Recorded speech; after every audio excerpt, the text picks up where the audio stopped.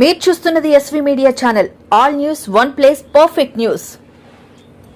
Steel plant రక్షణకై ఈ 15న మహాధర్నాను జయప్రదం చేయండి. మోడీ ప్రభుత్వం విశాఖ స్టీల్ ప్లాంట్ విధ్వంసాన్ని ఆపి సెయిల్లో విలీనం చేయాలని టీడీపీ, జనసేన కూటమి కేంద్ర ప్రభుత్వంపై ఒత్తిడి తెచ్చి స్టీల్ ప్లాంట్ రక్షణకు పూనుకోవాలని, విశాఖ ఉక్కును సెయిల్లో విలీనం చేయాలి, ప్లాంట్కు స్వంత గనులు, వర్కింగ్ క్యాపిటల్ ఇవ్వాలని, ప్లాంట్ను పూర్తి ఉత్పత్తి సామర్థ్యంతో నడిపించాలని, ఉద్యోగ ఖాళీలు భర్తీ చేయాలని, నిర్వాసితులకు ఉద్యోగాలు ఇవ్వాలని, అధికారులను పర్మనెంట్ కాంట్రాక్టు కార్మికులందరికీ సకాలంలో జీతాలు ఇవ్వాలని డిమాండ్ చేస్తూ ఈ నెల 15న పాతగాజువాకలో జరిగే మహాధర్నాను విజయవంతం చేయాలని సిపిఎం విశాఖ జిల్లా కార్యదర్శి ఎం జగ్గునాయుడు విజ్ఞప్తి చేశారు. సిపిఎం పార్టీ ఈ నెల 15న 9 గంటలకు పాతగాజువాక జంక్షన్లో జరిపే మహాధర్నాలో పాల్గొని విజయవంతం చేయాలని కోరారు.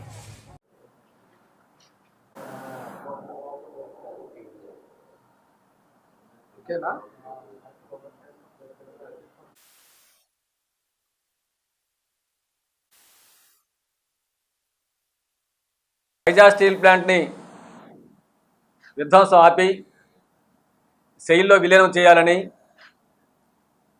రాష్ట్రంలో ఉన్నటువంటి టీడీపీ, జనసేన కూటమి కేంద్రంపై ఇందుకు ఒత్తిడి తీసుకురావాలని డిమాండ్ చేస్తూ ఈ నెల 15వ తేదీన పాతగాజువాకలో మహాధర్నా కార్యక్రమం చేపట్టాలని సిపిఎం పార్టీ విశాఖ జిల్లా కమిటీ నిర్ణయం తీసుకుంది. ఈ కార్యక్రమంలో స్టీల్ ప్లాంట్ ఆఫీసర్లు, పర్మనెంట్ కాంట్రాక్ట్ కార్మికులు, నిర్వాసితులు, ప్రజలు పెద్ద ఎత్తున పాల్గొని జయప్రదం చేయాల్సిందిగా మీ ద్వారా విజ్ఞప్తి చేస్తున్నాం.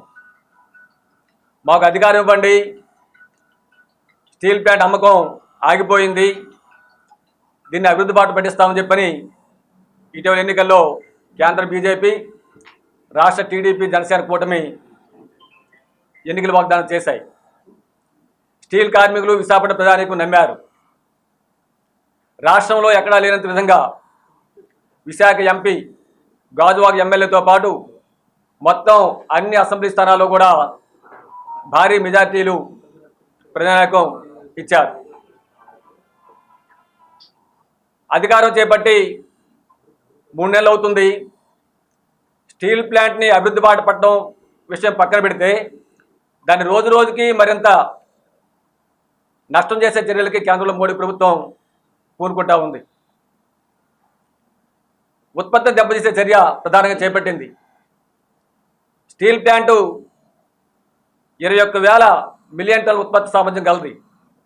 కానీ రోజు కేవలం 5,000 టన్నులు మాత్రమే ఉత్పత్తి అవుతూ ఉంది. 3 బ్లాస్ట్ ఫర్నేసుల్లో ఇప్పటికే వాడు మూత వేశారు. ఈ రోజు నుంచి వాడు షట్ డౌన్ చేస్తున్నారు. 2 అయిపోతుంది. దీనికి కావాల్సినటువంటి ఇనుప ఖనిజం, బొగ్గు సరఫరా కాకుండా కేంద్ర మోడీ ప్రభుత్వం ఆటంకాలు సృష్టిస్తూ ఉంది. అలాగే స్టీల్ ప్లాంట్ తాలూకా విద్యుత్ ఉత్పత్తి సామర్థ్యం 536.6 మెగావాట్లు. స్టీల్ ప్లాంట్ కావాల్సింది 315 మెగావాట్లు. మిగులు విద్యుత్ ఉత్పత్తి చేసింది, బయటికి విక్రయించేది. కానీ ఈరోజు కేంద్ర ప్రభుత్వం బొగ్గు, ఇతర రా మెటీరియల్ సరఫరా కాకుండా అడ్డుకొని కేవలం 120 మెగావాట్ విద్యుత్ మాత్రమే ఉత్పత్తి అవుతుంది స్టీల్ ప్లాంట్లో. దీనివల్ల ప్రతి నెల ఏపీ ఈపీడీసీ దగ్గర స్టీల్ ప్లాంటు 45 నుంచి 80 కోట్ల వరకు అదనంగా డబ్బులు చెల్లించి విద్యుత్ కొనుక్కోవాల్సిన పరిస్థితి రోజు వైజాగ్ స్టీల్ ప్లాంట్కి కేంద్ర ప్రభుత్వం కల్పించింది. స్టీల్ ప్లాంట్ ఏర్పాటు చేసిన వాడికి ఆనాడు కేంద్ర ప్రభుత్వం పెట్టిన పెట్టుబడి కేవలం 4,890 కోట్ల రూపాయలు. కానీ ఇంతవరకు స్టీల్ ప్లాంటు కేంద్ర ప్రభుత్వానికి, రాష్ట్ర ప్రభుత్వానికి డివిడెంట్లు పన్నుల రూపంలో 54,000 కోట్ల రూపాయలు చెల్లించింది. 3 లక్షల కోట్ల రూపాయల ఆస్తి ఈరోజు స్టీల్ ప్లాంట్ కలిగి ఉంది. ఇటువంటి స్టీల్ ప్లాంట్ ఈరోజు ఆర్థిక ఇబ్బందుల్లో ఉందని చెప్పని మాకు కేవలం 10,000 కోట్ల రూపాయలు మా వర్కింగ్ క్యాపిటల్ ఇవ్వండి, మేము స్టీల్ ప్లాంట్ లాభాల బాట పట్టిస్తామని చెప్పని ఉద్యోగులు, కార్మికులుంటే మోడీ ప్రభుత్వం ఖాతా చేయటం లేదు. ఈరోజు అదానీ, అంబానీ వంటి కార్పొరేట్ శక్తులకి గత ఏడాది 14.5 లక్షల కోట్ల రూపాయలు రుణమాఫీ చేసింది. అట్లాంటిది 1,00,000 మంది ఉపాధి కల్పిస్తున్న వైజాగ్ స్టీల్ ప్లాంట్కి 10,000 కోట్ల రూపాయలు ఇవ్వడానికి చేతులు రావట్లేదు మోడీ ప్రభుత్వానికి. ఈ విధంగా ఆర్థికంగా దెబ్బతీస్తూ ఉంది.